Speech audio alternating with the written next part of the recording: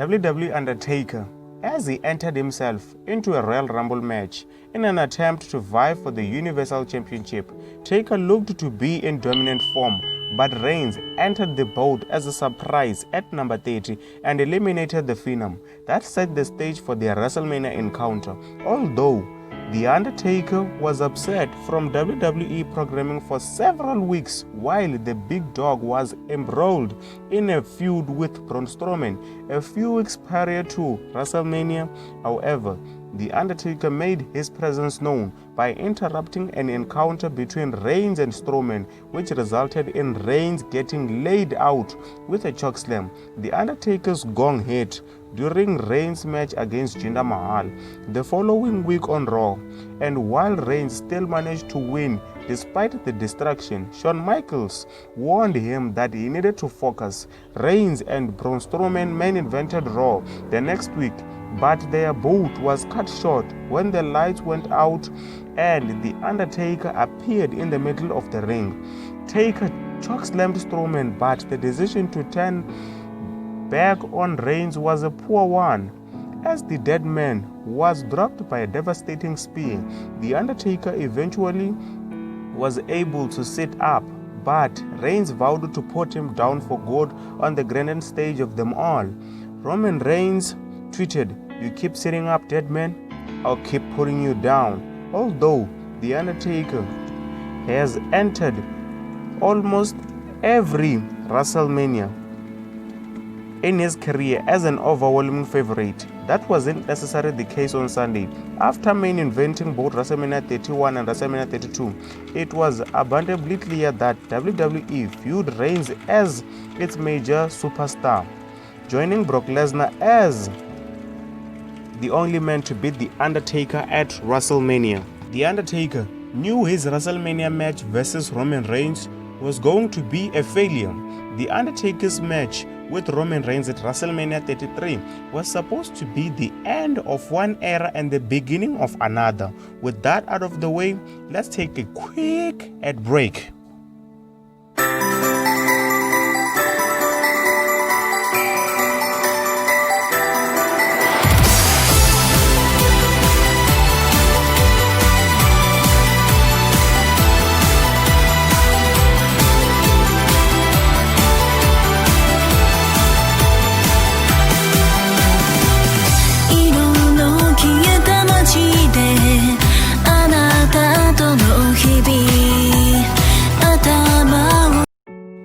It should have been the dead man's final ride. After all, he left his iconic hat and coat in the middle of the ring afterwards, but it also should have been the moment that he passed the torch on to Reigns, putting him over to be the biggest star in WWE. Unfortunately, the match didn't actually do either of those things. The Undertaker is yet to retire, and although the big dog is pushed as of WWE's top guys, fans still haven't warmed to him. Perhaps they never will. But was it a match that was doomed from start? According to Taker himself, quite possibly. Speaking on Billy Simmons' podcast, he opened up about desperately wanting to put a good performance to help put Reigns over, but knew before the match that he would struggle. I knew it, yeah. I knew it before it even started. Undertaker said, "I knew I was going to be in trouble at the Royal Rumble in January.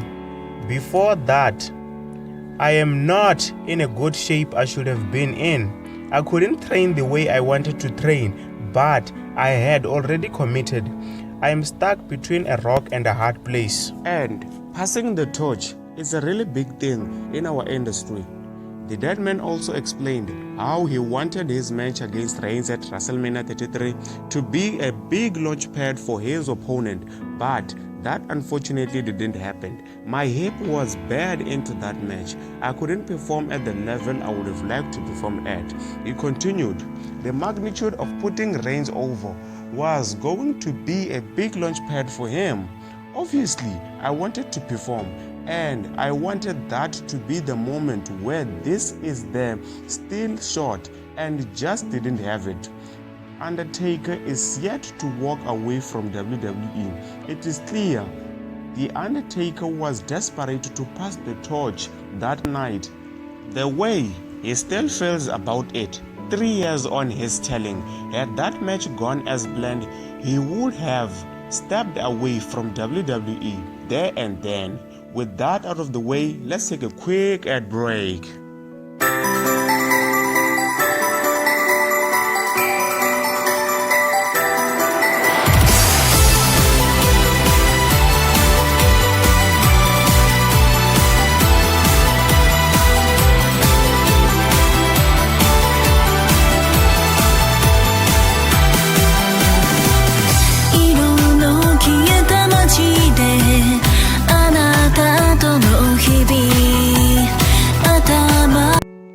But it didn't. Undertaker is left chasing the perfect retirement.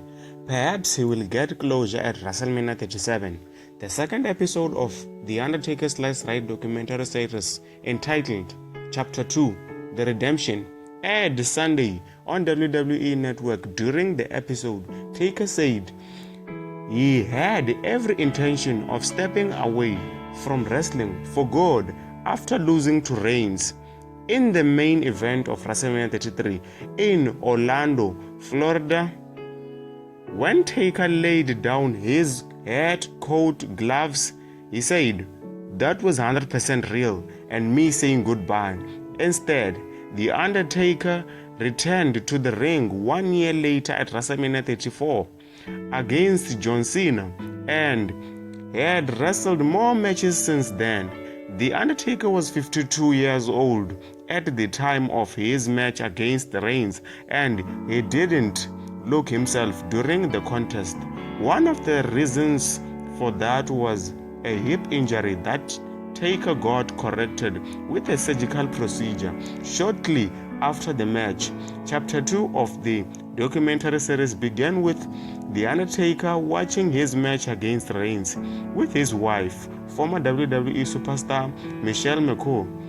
It was obvious during the segment that Taker was embarrassed by his performance in the boat.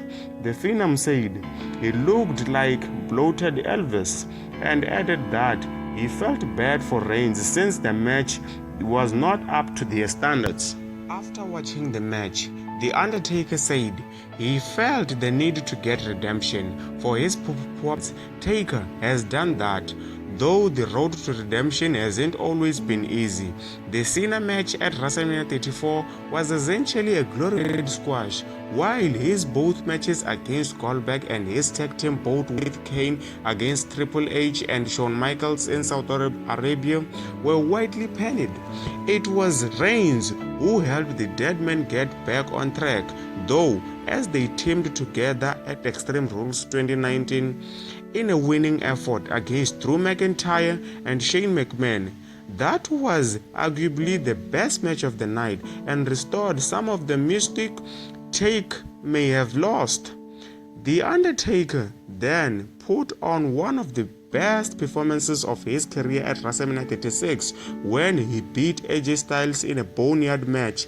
The match wasn't a traditional in that it took place in a graveyard and didn't end until Taker buried AJ Styles alive. With that out of the way, let's take our final break.